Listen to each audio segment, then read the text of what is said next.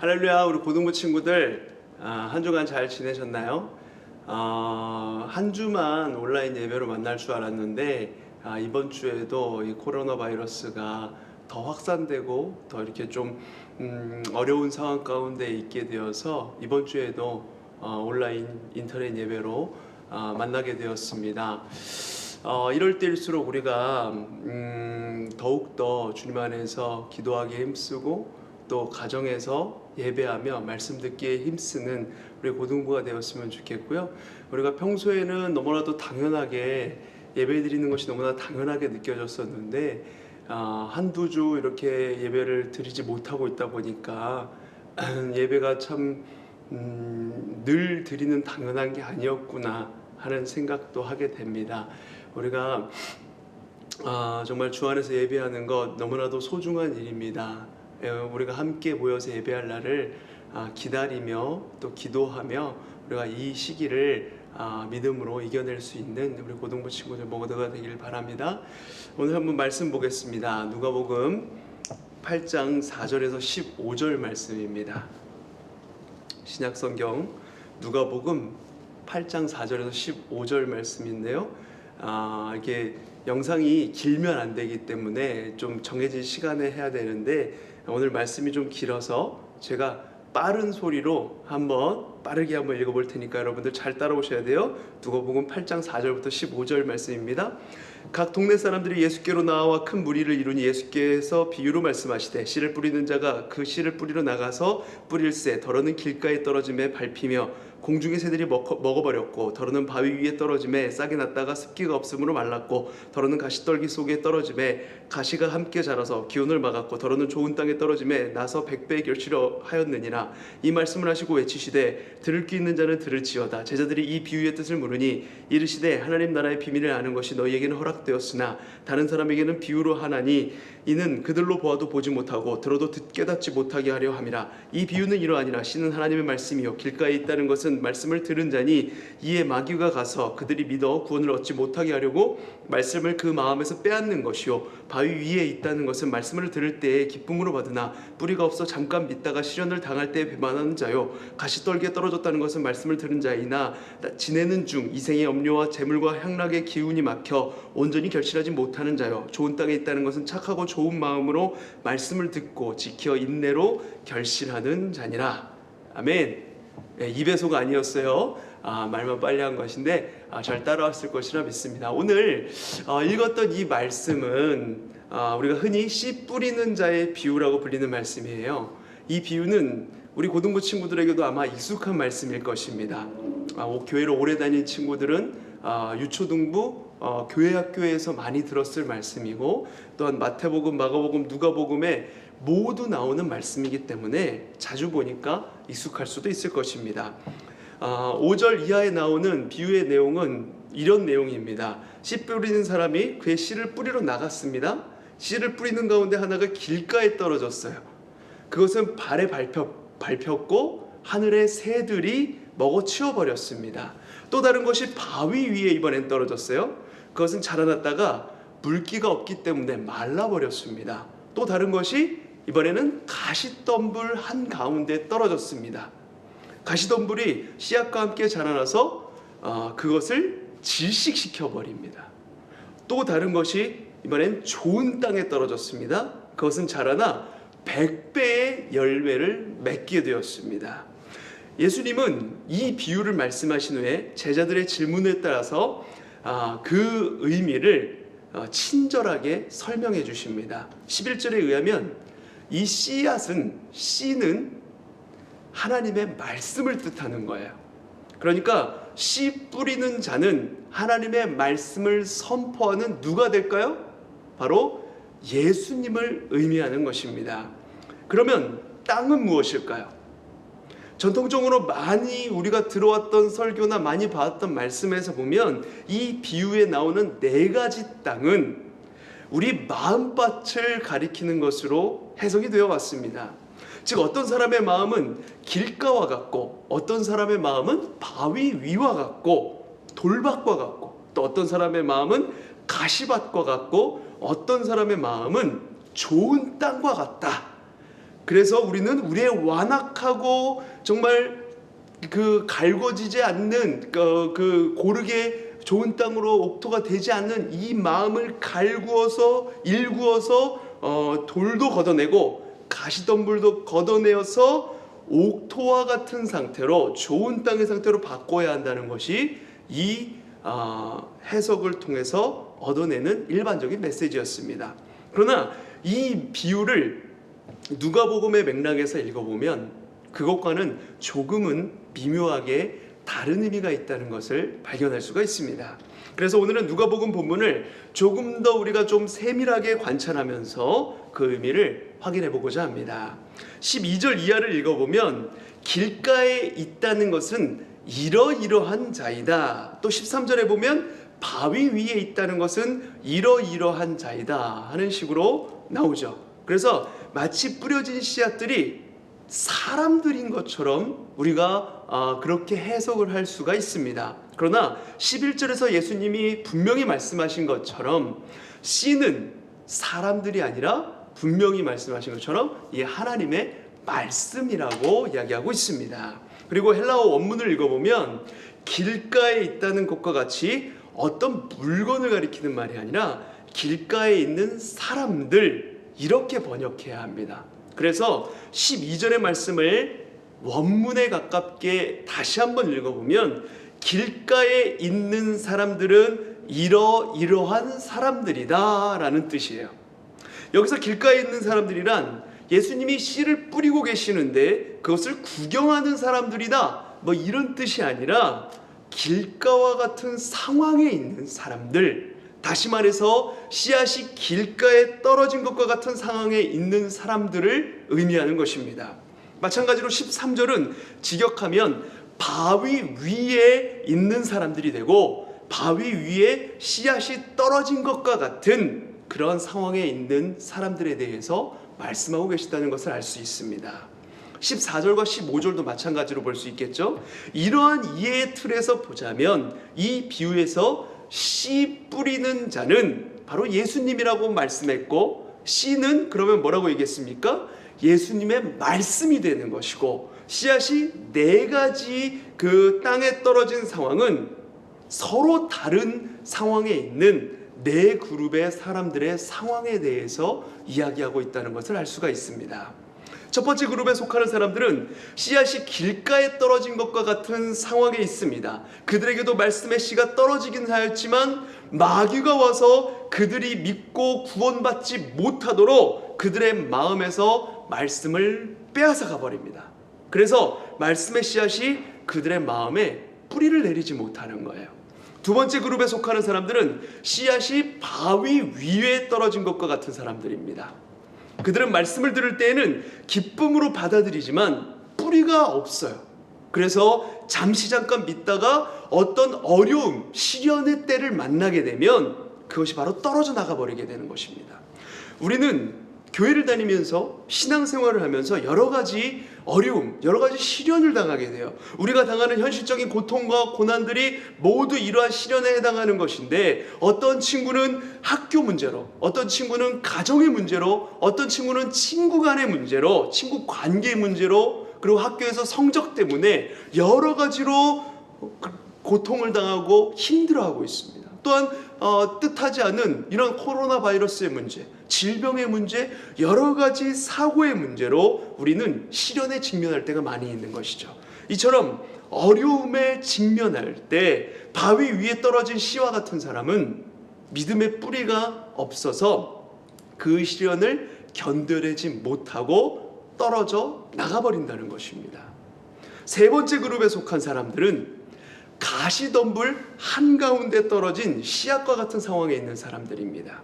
그들은 말씀을 들었으나 살아가면서 겪는 여러 가지 근심, 재물과 쾌락에 그 질식되어서 열매를 맺지 못하는 사람들입니다. 두 번째 그룹의 사람들이 인생의 고난과 시련으로 인해서 나가 떨어져 버리는 사람들이라고 한다면, 세 번째 그룹의 사람들은 그 반대로 삶의 여러 가지 형편이 너무나도 좋기에 그 풍요한 삶으로부터 오는 염려와 쾌락으로 인하여서 숨을 쉬지 못하게 된 사람들을 의미해요. 우리의 삶은 좋으면 좋은 대로, 또 나쁘면 나쁜 대로 우리의 믿음을 가로막는 요인들이 넘쳐나기 때문에 결국 절망하고 좌절하기 시작하면 절망하고 좌절할 핑계들이 얼마든지 어떤 상황에든지 쌓여 있게 된다는 것입니다. 마지막 네 번째는 좋은 땅입니다. 우리는 좋은 땅을 어떤 돌도 없고 가시도 없는 땅으로 그렇게 생각하기 쉽습니다. 마태복음과 마가복음은 그런 맥락으로 읽을 수가 있어요. 그런데 누가복음은 조금은 다릅니다. 이 네 번째 좋은 땅을 설명하는 방식에 누가복음의 차이점, 누가복음의 묘미가 담겨 있습니다. 우리 누가복음 8장 15절을 한번 보겠습니다. 제가 읽어드릴게요. 8장 15절 말씀, 좋은 땅에 있다는 것은 착하고 좋은 마음으로 말씀을 듣고 지키어 인내로 결실하는 자니라. 아멘. 씨앗이 좋은 땅에 떨어진 것과 같은 사람들의 특징은 착하고 좋은 마음으로 말씀을 듣고 지키고 인내하여 결실하는 사람들입니다. 어떻게 한다고요? 듣고 지키고 인내하여 결실하는 사람들, 이 사람들을 좋은 땅에 떨어진 사람들이라고 하는 것입니다. 착하고 좋은 마음으로 라는 말은 부사이죠. 그리고 말씀을 듣는다, 지킨다, 인내로 결실한다, 이 세 가지는 동사로 되어 있습니다. 이 세 개의 동사를 가만히 한번 살펴보면 그것이 앞에 나온 세 땅의 특징과는 반대되는 것으로 이렇게 연결되는 것을 볼 수 있어요. 길가에 떨어진 씨앗과 같은 사람들이 듣지 않는 것과 연결이 되고요, 바위 위에 떨어진 씨앗과 같은 사람들이 바로 굳게 지킨다는 것과 연관이 되고, 가시덤불에 떨어진 씨앗과 같은 사람들 열매 맺는 것과 연결이 됩니다. 이렇게 서로 대칭으로 연결이 되는데, 첫 번째로 길가에 떨어진 씨앗과 같은 사람들은 말씀을 들으나 그 말씀이 마음에 머물지 않는다고 했어요. 그러니까 말씀을 듣지만 결국엔 듣지 않는다는 거예요. 그러나 좋은 땅에 떨어진 씨앗과 같은 사람은 말씀을 듣는 사람들입니다. 두 번째로 바위 위에 떨어진 씨앗과 같은 사람들은 뿌리가 없어서 그 말씀을 굳게 지켜 간직하지 못하고 결국은 떨어져 나갑니다. 그러나 좋은 땅에 떨어진 씨앗과 같은 사람들은 말씀을 굳게 지키는 사람들이에요. 세 번째로 가시덤불에 떨어진 씨앗과 같은 사람들은 근심과 재물과 인생의 쾌락으로 인하여서 그것에 질식되어서 열매를 맺지 못하는 사람들입니다. 그러나 좋은 땅에 떨어진 씨앗과 같은 사람들은 그 모든 것을 견디어 나가는 가운데 열매를 맺는 거예요. 요약하자면 누가복음의 씨 뿌리는 자의 비유에 나오는 좋은 땅이란 어떤 사탄의 공격도 없고 돌도 없고 가시덤불도 없는 아주 평안한 상태, 세상 편하고 좋은 땅을 의미하는 것이 아니라 다른 새 땅과 같이 여러 가지 영적 위협과 시련과 풍요의 함정이 동일하게 모두 존재하는 땅이라는 것입니다. 다른 새 땅과 그러나 좋은 땅이 다른 점은 어떤 환경에 있는 것이 아니라 그 환경에 대처하는 태도와 우리가 실천하는 차이에 있다는 것이에요. 본문은 그 태도를 가리켜서 착하고 좋은 마음이라고 표현하고 있습니다. 사실 이 착하다, 좋다, 이 단어가 다르게 쓰였지만 의미상은 별 차이가 없는 단어입니다. 둘 다 영어로 하면 구세에 해당하는 단어예요. 그런데 이 좋다라는 말은 워낙 다양한 의미를 포함하고 있지 않습니까? 조금 좋아하는 것, 너무 좋아하는 것, 착한 것, 충성스러운 것, 사랑하는 것 등등 너무나도 다양한 의미를 가지고 있기 때문에 사전적으로 풀어서는 이 착하고 좋은 마음이 어떤 마음인지 정확히 이해가 되질 않아요. 다만 이 단어들이 사용된 문맥 속에서 그 의미를 우리가 생각해 볼 수가 있습니다. 누가복음의 다른 곳에 오늘 본문에 사용된 이 단어들이 집중해서 등장하는 또 다른 본문이 하나 있는데 누가복음 6장 43절에서 45절을 보겠습니다. 오늘 봤던 말씀 두 장만 앞으로 가보면 누가복음 6장 43절에서 43절 제가 읽어드릴게요. 못된 열매 맺는 좋은 나무가 없고 또 좋은 열매 맺는 못된 나무가 없느니라. 나무는 각각 그 열매로 아나니 가시나무에서 무화과를 또는 찔레에서 포도를 따지 못하느니라. 선한 사람은 마음에 쌓은 선에서 선을 내고 악한 자는 그 쌓은 악에서 악을 내나니 이는 마음에 가득한 것을 입으로 말함이니라. 아멘. 씨 뿌리는 자의 비유에는 좋은 땅이 나오는 반면에 방금 읽은 이 6장에서는 좋은 나무가 등장을 하죠. 둘 다 최종 목표는 열매를 맺는 것입니다. 좋은 땅, 좋은 나무 둘 다 열매를 맺어야 돼요. 좋은 나무의 목표는 좋은 열매를 맺는 것이고 좋은 땅의 목표는 100배나 되는 아주 좋은 큰 수확을 내는 것입니다. 그러나 누가복음에서 이것을 굳이 어떤 질과 양의 대비로 구별해서 읽을 필요가 없습니다. 무슨 말이냐면 누가복음의 씨 뿌리는 자의 비유가 마태, 마가복음과 다른 점은 좋은 땅에 대한 서술 방식이 다르다는 것입니다. 많은 차이 중에 하나인데요. 마태복음이나 마가복음에 보면 좋은 땅이 열매를 맺을 때 30배, 60배, 100배의 결실을 얻었다. 이렇게 설명을 하고 있어요. 다들 잘 알고 있는 이야기죠. 그런데 누가복음에는 그냥 그런 설명 없이 100배 결실을 하였다. 이렇게 담백하게 서술을 하고 있어요. 그리고 예수께서 뒤에 가셔서 비유를 다시 설명하시는 그 부분에 보면 마태, 마가복음에서는 예수님께서 30배, 60배, 100배라는 말을 이런 수학적인 표현을 한 번 더 강조해서 말씀하시는 것을 볼 수가 있는데, 그런데 누가복음에서는 8장 11절 이하에서 그 이 비유를 설명하는 부분에서 그 100배라는 말까지도 빠져버립니다. 몇 배 수확을 얻었는지 그 자체는 빠져버리고 말씀을 듣고 굳게 지켜서 인내하는 가운데 열매를 거둔다. 이 사실만 언급하고 있는 거예요. 누가복음은 어떤 수학적으로 30배, 60배, 100배 커가는 그 크기보다 시련과 유혹 가운데에서 그것을 이겨내고 열매를 맺는다. 그 자체에 관심이 더 있다는 것입니다. 누가복음에서 좋은 열매를 맺는 것은 좋은 나무와 같이 되는 것이고 말씀을 굳게 간직하고 견뎌내며 결국 열매를 맺어내어서 좋은 땅과 같이 되는 것입니다. 이것이 바로 누가복음의 핵심인 것입니다. 그렇게 되기 위하여 가장 먼저 갖추어야 할 요건은 바로 듣는 거예요. 듣는 것에 있습니다. 오늘 본문을 잘 읽어보시면 이 듣다라는 동사가 계속해서 반복되어 나오는 것을 볼 수가 있어요. 비유를 먼저 말씀하신 후에 예수님께서 8절에서 들을 귀 있는 자는 들을지어다 이렇게 외치시죠. 그리고 11절 이후에 나오는 비유의 설명을 보면 매 절마다 듣다라는 동사가 반복되어서 나오는 것을 볼 수가 있습니다. 12절에 길가에 있다는 것은 말씀을 들은 자니, 그리고 13절에 바위 위에 있다는 것은 말씀을 들을 때에, 그리고 14절에 가시떨기에 떨어졌다는 것은 말씀을 들은 자이나, 또 15절에 좋은 땅에 있다는 것은 착하고 좋은 마음으로 말씀을 듣고, 이 듣다라는 동사가 계속해서 반복되어 나오는 것을 볼 수가 있어요. 그리고 이 비유 뒤에 이어지는 말씀에서 18절 말씀을 보시면 그러므로 너희가 어떻게 들을까 스스로 삼가라 이렇게 말씀하고 계십니다. 어떻게 들을까 스스로 삼가라. 너희가 어떻게 듣고 있는지 보아라는 겁니다. 스스로를 돌아보라는 거예요. 이 듣는다는 것은 단지 물리적으로 소리를 파악한다는 것에 그치는 것이 아니라 거기에 더해서 경청하고 그 말에 순종한다는 의미가 담겨 있죠.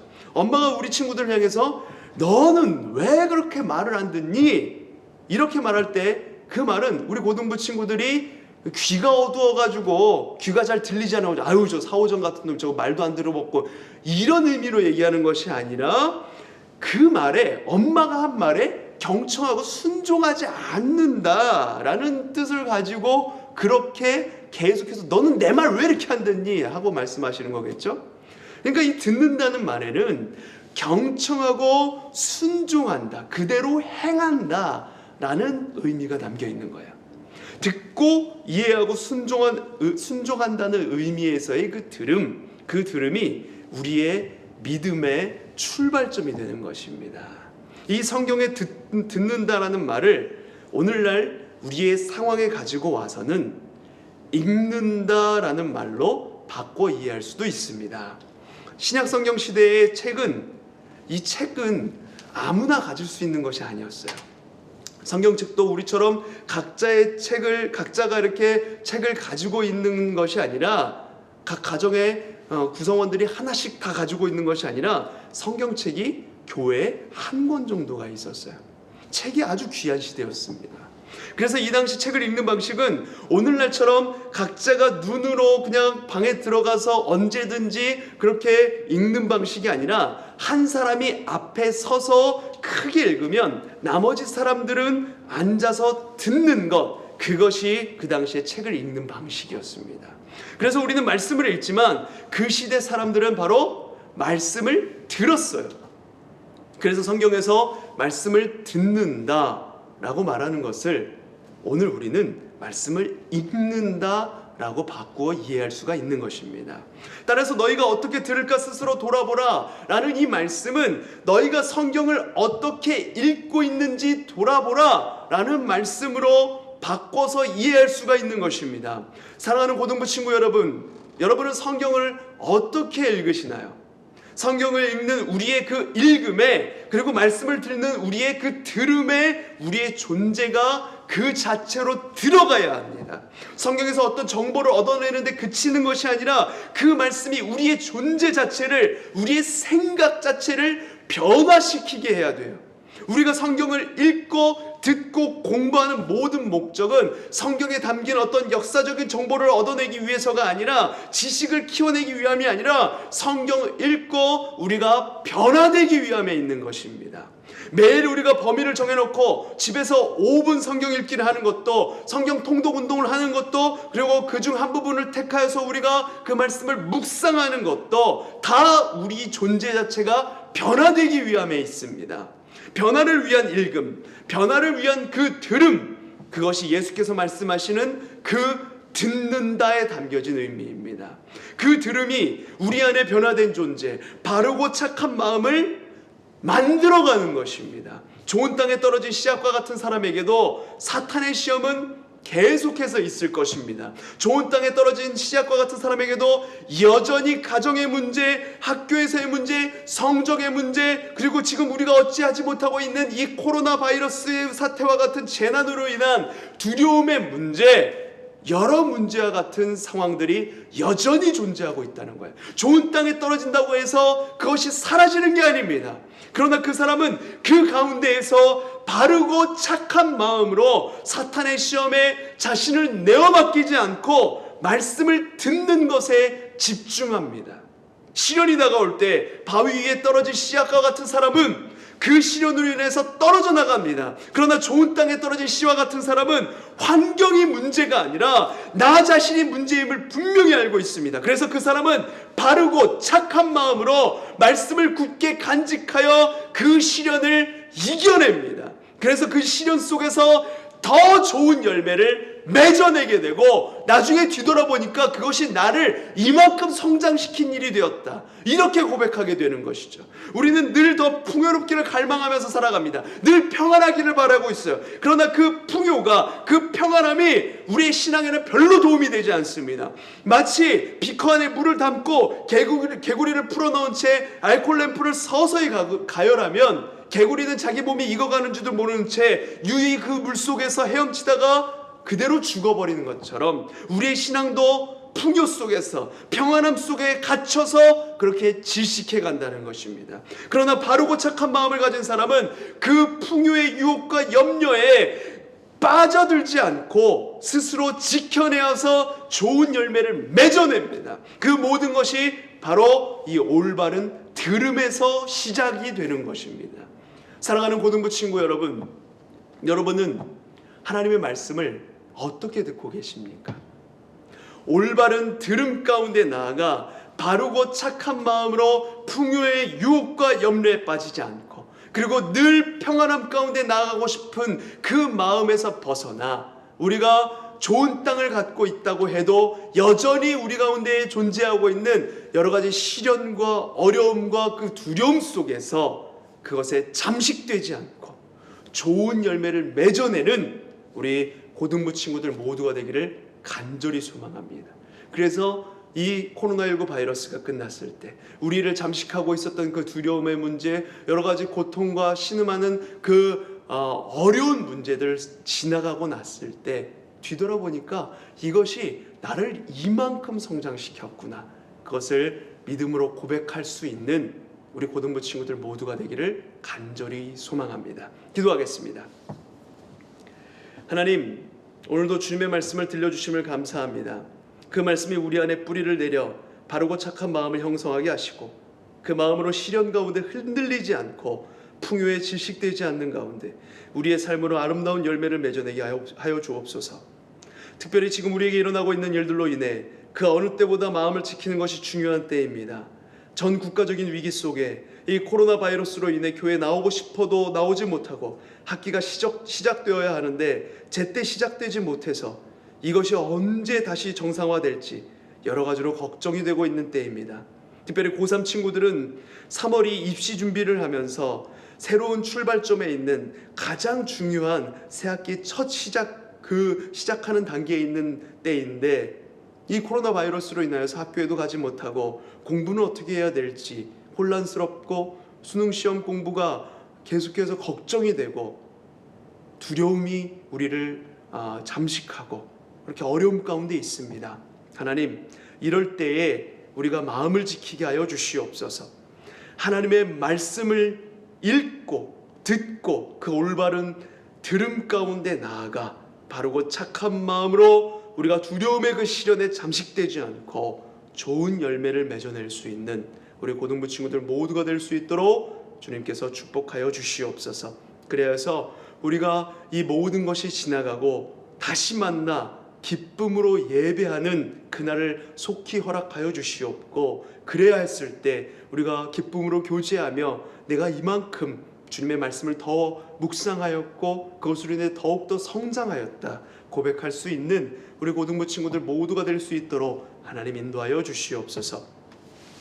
이제는 교회의 머리가 되시고 이 땅에 다시 오실 성자 예수 그리스도의 은혜와 성부 하나님의 다함없는 사랑하심과 성령 하나님의 내재 충만 교통하심의 은혜가 하나님의 말씀을 올바로 듣고 그것에 뿌리 내려 어떠한 어려움과 시련 속에서도 흔들리지 않고 주님을 믿는 그 믿음 가운데 좋은 열매를 맺기 원하는 사랑하는 우리 고등부 친구들 모두의 머리머리 위에와 그리고 우리 교사 선생님들의 머리머리 위에 각 가정과 온 교회 위에 그리고 최전방 전선에서 이 코로나 바이러스와 싸우고 있는 모든 의료진들 위에 그리고 두려워 떨고 있는 이 나라 이민족 위에 그리고 온 열방 위에 이제로부터 영원까지 함께 하실지어다. 아멘.